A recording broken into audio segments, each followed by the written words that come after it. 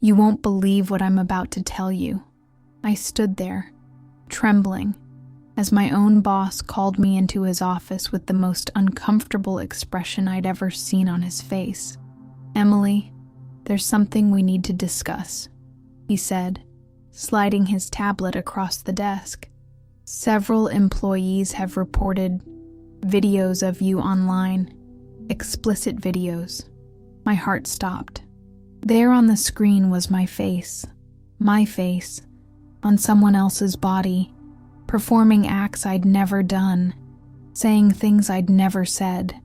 But the most devastating part? The digital trail led straight back to my own sister's computer. The sister I'd helped raise after our parents died. The sister whose college tuition I'd paid for. The sister who, as I discovered, had been systematically destroying my reputation for over 8 months. But let me start from the beginning, because you need to understand how discovering these deepfake videos led me to uncover a betrayal so profound it shattered our family forever. My name is Emily, and until 3 months ago, I was the youngest marketing director at Horizon Media, a position I'd worked insanely hard to achieve. After our parents died in a car accident when I was 22 and my sister Megan was 16, I put my own dreams on hold.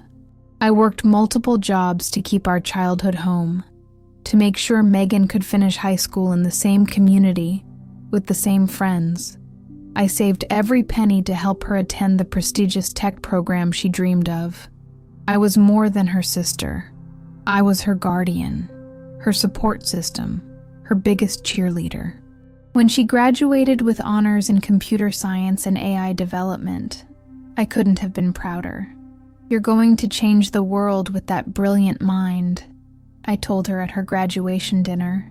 She smiled, but looking back now, there was something cold in her eyes that I completely missed. That dinner was exactly 1 year before my life imploded. Remember that detail, because it becomes important later. I first noticed something was wrong when Dave from accounting stopped making eye contact with me in meetings. Then Sarah from HR would take these weird, lingering looks when she thought I wasn't watching. I initially brushed it off as office politics or my own paranoia about the upcoming performance reviews. But then came the anonymous email. It arrived on a Tuesday morning at exactly 9:17 a.m. I remember checking the timestamp multiple times as if it might somehow change. "You should be more careful about what you do on camera, Emily," it read, with a link below. My finger hovered over that link for what felt like eternity, my instincts screaming that clicking it would change everything. And God, was I right? The video loaded and there I was, or rather my face was, perfectly mapped onto the body of a porn actress in a degrading scene. The facial expressions, the voice that sounded eerily like mine but with subtle differences only I would notice. It was the stuff of nightmares. But this wasn't some random internet troll. The video had details that only someone who knew me would include.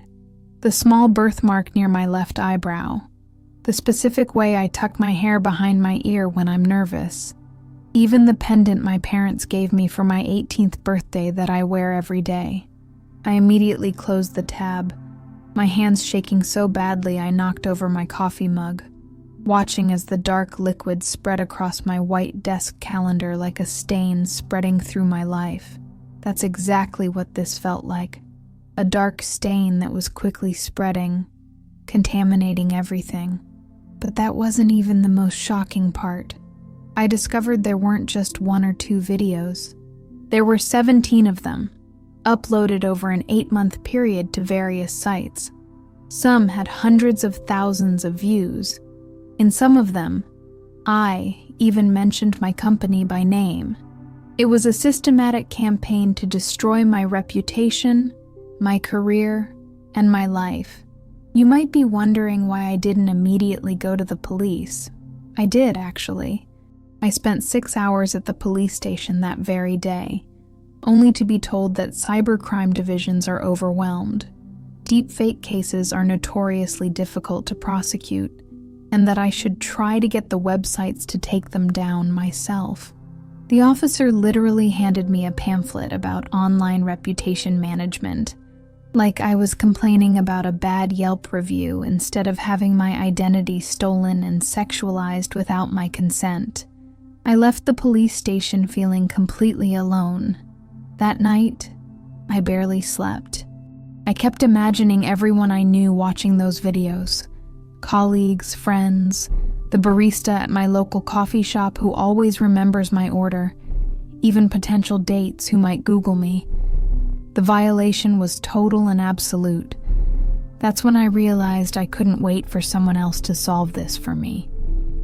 I needed to figure out who was behind this and stop them myself. And that's when I made a decision that would change everything. Guard this detail, because it becomes crucial later. I majored in digital communications in college, but I also took several computer forensics courses as electives. My professor had been an FBI cybercrime specialist, and she taught us techniques that most people don't know about. At the time, I took those courses out of curiosity. I never imagined I'd need to use those skills to save myself. The next morning, I called in sick to work for the first time in 3 years. I set up my laptop on my kitchen table and began what would become a 2-week digital investigation. First, I needed to find where these videos were originally uploaded. Using specialized EXIF data extraction tools, I analyzed the metadata from the video files themselves.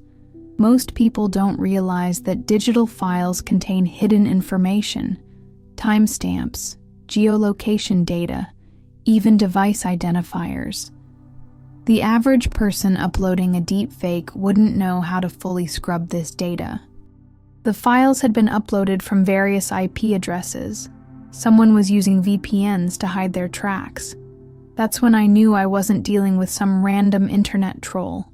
This person had technical knowledge. They were careful, methodical, but they made one critical mistake. One of the earlier videos, from about 7 months ago, had been uploaded before they started using VPNs. That IP address led to a coffee shop about 3 miles from my apartment. I recognized it immediately. It was where Megan and I would meet for our weekly sister brunches. No, it couldn't be. Not Megan. There had to be another explanation. But the sick feeling in my stomach told me I was on the right track. I needed more evidence before I could face the possibility that my own sister was behind this. So I dug deeper. I created a dummy account and left comments on several of the videos, strategically designed to provoke a response from the uploader. I know these are fake. I can tell by the inconsistent shadows around the jawline. Amateur work at best. Within hours, the account that uploaded the videos responded defensively. "You don't know what you're talking about. The mapping is flawless." This was my first direct communication with the person who had been terrorizing me. I felt physically ill reading the message, but also strangely empowered. They had taken the bait, and in doing so, revealed something crucial. They cared about being recognized for their technical skill. This wasn't just about hurting me, it was about showcasing their abilities. What happened next completely changed the direction of my investigation. I set up a digital trap. I created a fake job listing on a specialized AI and machine learning forum, looking for someone with expertise in facial recognition and mapping technology for a discrete private project with competitive compensation. I included specific technical requirements that matched exactly what would be needed to create the deepfakes of me. Within 2 days, I received 7 applications. One of them made my blood run cold. The portfolio included technical specifications that perfectly matched the deepfakes of me. Same software, same mapping techniques, same everything. The applicant had obscured their identity, using the username Phoenix Mapper, but they had attached samples of their work. Not the pornographic content, but innocuous demonstrations showing their skill at facial mapping and voice synthesis. I recognized the technical fingerprint immediately. It matched the deepfakes of me perfectly. I had found my creator. Now I needed to confirm that Phoenix Mapper was indeed Megan. I responded to the application, expressing interest and requesting a video call interview. They declined, offering instead to communicate via encrypted message. I agreed, and over the next 3 days, I carefully built rapport with my own tormentor, complimenting their technical skills, offering substantially above market rates for their expertise. Finally, I sprung my trap. I sent Phoenix Mapper a specialized file, ostensibly a more detailed project brief. In reality, it contained a tracking pixel that would activate when opened. Not the crude kind that marketing emails use, but a sophisticated tracker that my cybersecurity professor had taught us about, one that could bypass most security measures. When Phoenix Mapper opened the file, I received a ping with their actual IP address, device information, and location data. The file had been opened on Megan's personal laptop in her apartment at 10:42 p.m. on a Thursday night. My sister, my own sister, had done this to me. The shock was physically debilitating. I vomited in my kitchen sink, then sank to the floor, my back against the cabinets, trying to make sense of this betrayal. Why would she do this? What could possibly motivate her to destroy me this way? I had sacrificed everything for her after our parents died. I had put her needs above my own for years, but you won't believe what I discovered when I dug even deeper. As the initial shock subsided, I realized I needed to understand why. I needed to see the full extent of what Megan had done. So I made a decision that still makes me uncomfortable to this day. I decided to hack into my sister's cloud storage. Under normal circumstances, I would never violate someone's privacy this way.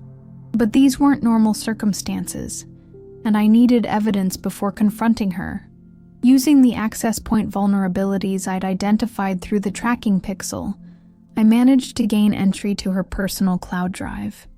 What I found there was beyond anything I could have imagined. There wasn't just a folder containing the deepfake videos of me. There was an entire directory labeled Emily, with dozens of subfolders meticulously organized: work contacts, personal schedule, financial details, social media archives, voice samples. She had been stalking every aspect of my life for nearly 2 years. There were screenshots of my private social media messages, recordings of our phone conversations, photos of me taken through my apartment window. She had even created detailed notes analyzing my career trajectory, my relationship patterns, my spending habits. But the most disturbing folder was labeled Project Replacement. Inside was a document titled The Emily Erasure, a step-by-step plan to systematically destroy my reputation and replace me in our social and professional circles.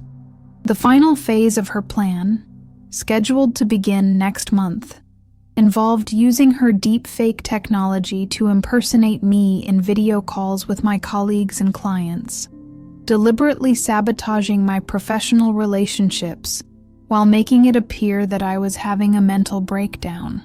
The document included a section called Motivation, where she had written, "Emily has always been the successful one, the responsible one, the one everyone admires. She acts like helping me was this great sacrifice, but it gave her the perfect narrative, the selfless sister who gave up everything for family. She leverages that story everywhere, using it to gain sympathy and advancement while making me the eternal project she saved. I'm just correcting the imbalance. When she falls, I'll be there to pick up the pieces of her life, just like she did with mine. Then everyone will finally see which sister is truly superior. I sat staring at my screen, reading and rereading those words, trying to reconcile them with the sister I thought I knew. All those times she had told me she was proud of me, all those sister brunches where she had smiled across the table. Had it all been an act? Had she been hating me all along, meticulously planning my destruction while eating the French toast I always paid for? I needed time to process this, to decide what to do next. But I didn't have that luxury, because at that exact moment, my phone rang. It was my boss again, telling me that the company had received an anonymous email with links to more videos, and that I needed to come in for an emergency meeting with HR the following morning. Megan was accelerating her timeline. I was running out of time. That night I barely slept, turning over every possible approach in my mind. I could go to the police with the evidence I'd gathered, but even with proof, the legal process would be slow, and the damage to my reputation would continue spreading. I could confront Megan privately, but what would stop her from simply denying everything and continuing her campaign against me? No, I needed a solution that would immediately halt the destruction of my life and hold her accountable in a way she couldn't escape. And then it hit me. I needed to beat her at her own game. But what I did next surprised even me. Remember how I mentioned Megan's graduation dinner? There was something significant about that night that I hadn't told you yet. At that dinner, Megan had announced she was being considered for a prestigious role at Axiom Technologies, a leading AI ethics company that develops safeguards against the malicious use of deepfake technology. The irony is almost too much to bear. The final interview for that position was scheduled for the following week. It was her dream job, the culmination of everything she had been working toward, and I realized it was also my leverage. I spent the next 48 hours implementing my counterstrike. First, I gathered all the evidence from Megan's cloud storage and organized it meticulously. The deepfake videos, the stalking material, the Emily erasure document, everything. I created multiple secure backups, ensuring she couldn't erase her digital footprints. Then I composed 3 emails, one to the hiring committee at Axiom Technologies, one to the dean of the computer science department at her alma mater, where she occasionally guest lectured, and one to our extended family and mutual friends. Each email contained select evidence of what she had done, along with a clear, factual explanation, written in the most professional tone I could manage. I didn't need to sensationalize anything. The truth was horrifying enough. I didn't send the emails yet. First, I needed to confront her face to face. I wanted to see her expression when she realized that her carefully constructed plan had collapsed. I invited her to meet me at our usual brunch spot, saying I had some concerning news about a family matter. She agreed immediately, probably thinking this was another opportunity to play the supportive sister, while secretly gathering more ammunition against me. When she arrived, I was already seated at our usual table by the window. I had set up my laptop, open but with the screen turned away from where she would sit. "Hey, Em," she said, with a smile that I now recognized as completely fraudulent. She leaned in for our usual hug, and it took every ounce of self-control I possessed to return the gesture. "What's this family emergency? You sounded really stressed on the phone." "Sit down, Megan," I said, keeping my voice steady. "We need to talk about project replacement." Her face, God, I wish you could have seen her face in that moment. The flash of shock, quickly replaced by confusion, followed by an attempt at innocence that never quite reached her eyes. "What are you talking about?" she asked, but her voice had gone up slightly in pitch, and she hadn't taken her seat yet. I turned my laptop screen toward her. On it was the document titled, "The Emily Erasure," with her own words highlighted. "When she falls, I'll be there to pick up the pieces of her life, just like she did with mine. Then everyone will finally see which sister is truly superior. Sit down, I repeated, and this time she did, her movements mechanical. How did you get that? She whispered, her eyes fixed on the screen. The same way you accessed every private detail of my life, I replied. The difference is, I did it to protect myself from someone who was actively trying to destroy me. What's your excuse, Megan? What she said next will absolutely shock you. You have no idea what it's been like living in your shadow, she hissed, her entire demeanor transforming. Gone was any pretense of the loving sister. Poor little Megan, so lucky to have perfect Emily looking after her. Do you know what it's like to have everyone constantly telling you how fortunate you are that your sister sacrificed so much for you? As if I'm supposed to spend my entire life feeling grateful, always one step behind the saintly Emily. So you decided to destroy my life by putting my face in pornographic videos? I asked, my voice rising despite my efforts to stay calm. You decided to systematically dismantle everything I've worked for? I decided to level the playing field, she snapped back. You built your whole identity around being my savior. Well, I don't need saving, and I'm tired of being the footnote in the Emily success story. You could have talked to me, I said, feeling a profound sadness beneath my anger. You could have told me how you felt. She laughed, a cold sound that bore no resemblance to the sister I thought I knew. Right, and you would have what? Patted me on the head and told me my feelings are valid, then gone right back to being everyone's favorite success story? No thanks. I took a deep breath, steadying myself for what came next. I want you to understand exactly where we stand right now, I said, opening another file on my laptop. These are the 3 emails I've prepared. 1 to Axiom Technologies, 1 to your university, 1 to our family and friends. Each contains comprehensive evidence of what you've done. The color drained from her face as she scanned the screen. You wouldn't. Actually, I scheduled them to send automatically if I don't enter a cancellation code within the next hour. I lied. In reality, I hadn't sent them yet, but I needed her to believe they were already in motion. So, here's what happens next. You're going to use your considerable technical skills to remove every single deepfake video of me from the internet. You're going to issue retractions to any contacts you've shared them with. You're going to provide me with a signed confession that I can take to the police and my employer to clear my name. That would destroy my entire future, she protested, her voice shaking. Yes, I agreed. It would, just like you planned to destroy mine. The difference is you chose this path. I didn't. Her eyes darted around the coffee shop, as if looking for an escape route.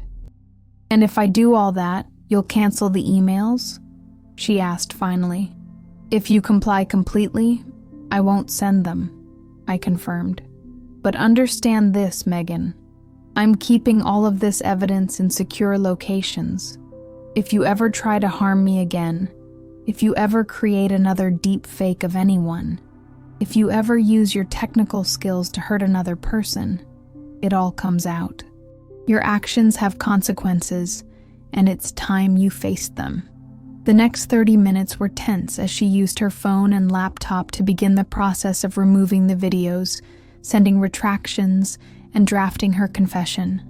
I watched every move she made, verifying each action. When she finished, she looked up at me, her expression a mixture of defeat and lingering resentment.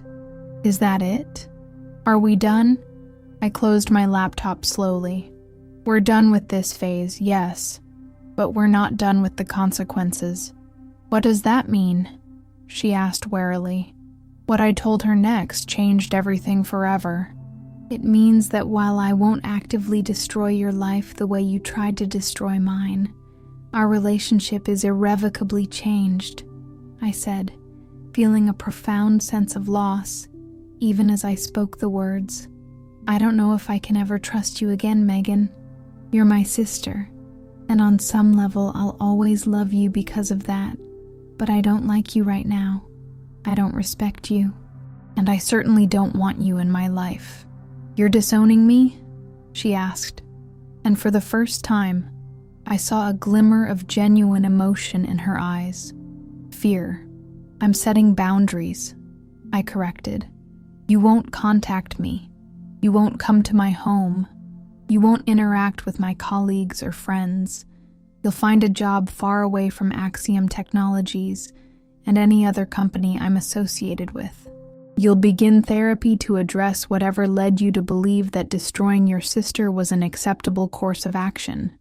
And if I don't agree to these terms, she challenged, though her voice lacked conviction, then the emails go out, and you face the full legal and social consequences of your actions, I said simply. I'm offering you a path to redemption, Megan. It's more than you offered me. She was silent for a long moment, staring down at the table between us. Finally, she nodded once, a jerky movement that seemed to cost her considerable effort. I stood up, gathering my laptop and bag. I'll know if you comply or not. Don't test me on this. As I turned to leave, she called out, Emily, wait. I paused but didn't turn around. For what it's worth, she said, her voice smaller now. Part of me is relieved it's over, living with that much hatred. It was exhausting. I didn't respond. I simply walked out of the coffee shop and into the bright morning sunlight, feeling as though I was emerging from a long, dark tunnel. The relief was overwhelming, but so was the grief. I had lost my sister long before this confrontation. Perhaps I had never really had the sister I thought I did. The next few weeks were challenging in different ways. I had to have difficult conversations with my boss in HR, presenting the evidence that the videos were deepfakes created without my consent. I had to file police reports and work with a digital reputation management firm to ensure no traces of the videos remained online. I had to explain to concerned friends why Megan suddenly moved to Seattle for a new job opportunity. But gradually, things began to improve. My company was surprisingly supportive once they understood the situation, even paying for the reputation management services. My colleagues, with a few exceptions, treated me with empathy rather than suspicion, and I began the slow process of rebuilding my sense of security and trust. As for Megan, she has honored our agreement so far. She found a job in Seattle, began therapy according to the receipts she forwards to me monthly, and has maintained her distance. Our extended family knows only that we had a falling out, though they've noticed the change in dynamics at the few events where our paths have crossed. Sometimes, in quiet moments, I find myself mourning the relationship I thought we had. The sister brunches, the holiday traditions, the inside jokes, all of it tainted now by the knowledge of her true feelings. But then I remind myself that what I'm mourning never actually existed. I'm grieving a relationship that was a fiction, at least on her side. Today, 6 months after that confrontation in the coffee shop, I'm finally beginning to feel like myself again. I've been promoted at work, partly in recognition of how professionally I handled the situation. I've strengthened my relationships with true friends who stood by me. I've even started dating again, though I'm more cautious now about what I share online and with whom. The most important lesson I've learned from all of this is that sometimes the people closest to you can be hiding the darkest intentions. But I've also learned that I'm stronger than I ever knew, more resourceful than I gave myself credit for, and capable of setting boundaries even with those I love. If you're watching this and you've experienced something similar, betrayal by someone you trusted, technological abuse, reputation damage, know that you can survive it. It won't be easy, and the person you are afterward might be different from who you were before, but you can emerge from the darkness. As for me, I'm focusing on building a life defined by my own choices and achievements, not by someone else's narrative. And if there's one thing this experience has taught me beyond all doubt, it's this: your story belongs to you, and you alone have the right to determine how it's told.